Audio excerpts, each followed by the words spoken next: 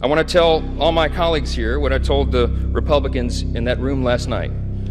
I don't believe there are any coincidences in a matter like this. I believe that Scripture, the Bible, is very clear that God is the one that raises up those in authority. He raised up each of you, all of us.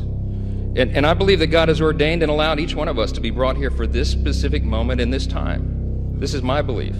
I believe that each one of us has a huge responsibility today to use the gifts that God has given us to serve the extraordinary people of this great country, and they deserve it, and to ensure that our republic remains standing as the great beacon of light and hope and freedom in a world that desperately needs it.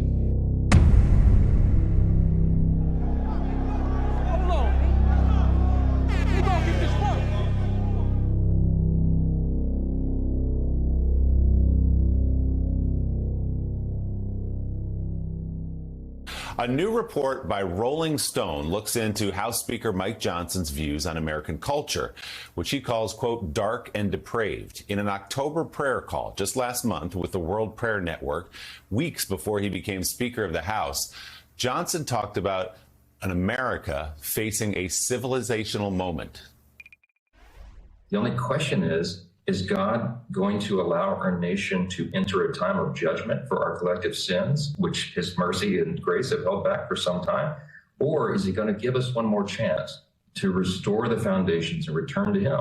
We will not be able to do it without the Lord's help, because the flesh is, and the mistrust and the sin and everything is so great here that this is going to have to bring people to their knees. And I believe God is about to do something.